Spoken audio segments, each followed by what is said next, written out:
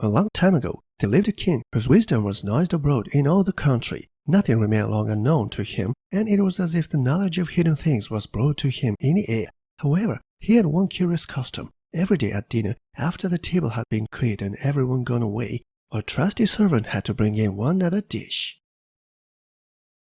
But it was covered up, and the servant himself did not know what was in it, and no one else knew, for the king waited until he was quite alone before he uncovered it.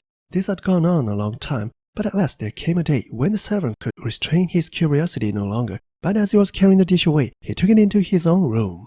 As soon as he had fastened the door securely, he lifted the cover, and there he saw a white snake lying on the dish. After seeing it, he could not resist the desire to taste it, and so he cut off a small piece and put it in his mouth. As soon as it touched his tongue, he heard outside his window a strange chorus of delicate voices. He went and listened, and found that it was the sparrows talking together, and telling each other all they had seen in the fields and woods. The virtue of the snake had given him power to understand the speech of animals. Now it happened one day that the queen lost her most splendid ring, and suspicion fell upon a trusty servant who had the general superintendence, and he was accused of stealing it. The king summoned him to his presence, and after many reproaches told him that, if by the next day he was not able to name the thief, he should be considered guilty and punished. It was in vain that he protested his innocence. He could get no better sentence. In his uneasiness and anxiety, he went out into the courtyard and began to consider what he could do in so great a necessity. There sat the ducks by the running water and rested themselves and plumed themselves with their flat bills, and held a comfortable chat. The servants stayed where he was and listened to them. They told how they had waddled about all yesterday morning and found good food. And then one of them said pitifully, "Something lies very heavy in my craw.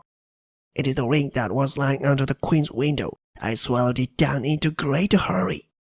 Then the servant seized her by the neck, took her into the kitchen, and said to the cook, "Kill this one, she is quite ready for cooking." "Yes," said the cook, weighing it in her hand. "There will be no trouble of fatting this one. It has been ready ever so long." She then slit up its neck, and when it was opened, the queen's ring was found in its craw. The servant could now clearly prove his innocence, and in order to make up for the injustice he had suffered, the king permitted him to ask some favor for himself, and also promised him the place of greatest honor in a royal household. But the servant refused it, and only asked for a horse and money for traveling, for he had a fancy to see the world and look about him a little. So his request was granted, and he set out on his way, and one day he came to a pool of water, by which he saw 3 fishes who had got entangled in the rushes and were panting for water. Although fishes are usually considered dumb creatures, he understood very well their lament, that they were to perish so miserably. And as he had a compassionate heart, he dismounted from his horse and put the 3 fishes back again into the water. They quivered all over with joy, stretched out their heads, and called out to him, "We will remember and reward thee, because thou hast delivered us." He rode on, and after a while he heard a small voice come up from the sand underneath his horse's feet. He listened and understood how an ant king was complaining. "If only this man would keep off with the great awkward beasts!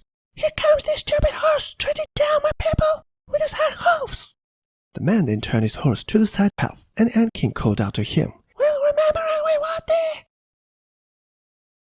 The path led him through a wood, and there he saw Father Raven and Mother Raven standing by their nest and throwing their young ones out.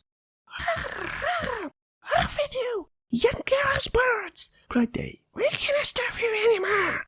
You're big enough to fend for yourselves."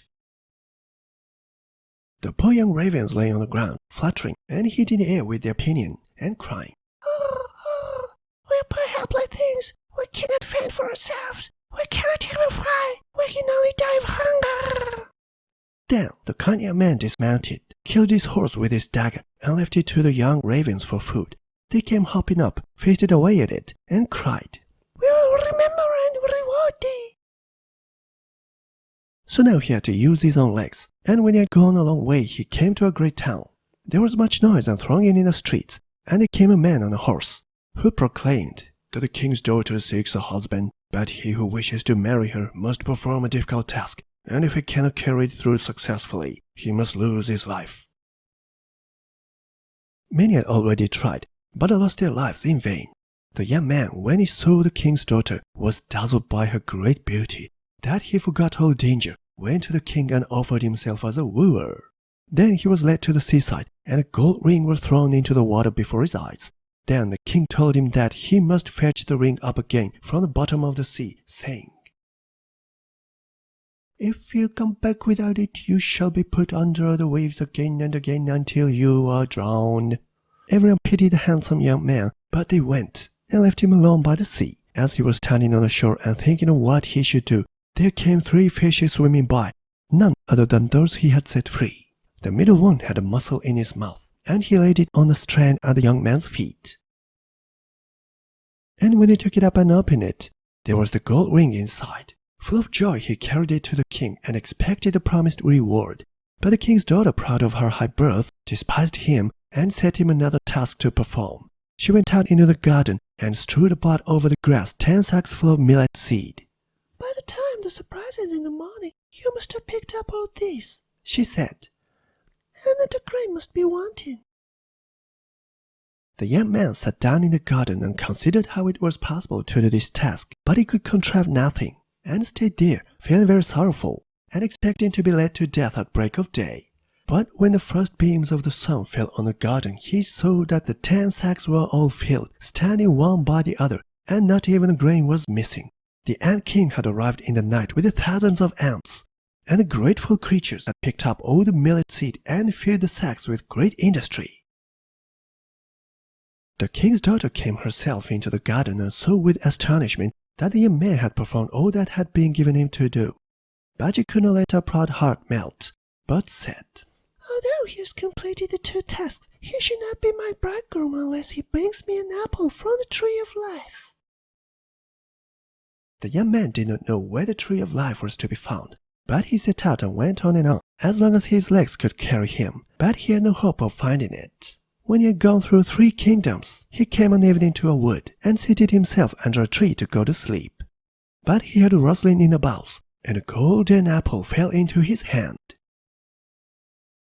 Immediately 3 ravens flew towards him, perched on his knee, and said, "Hurrah! Hurrah!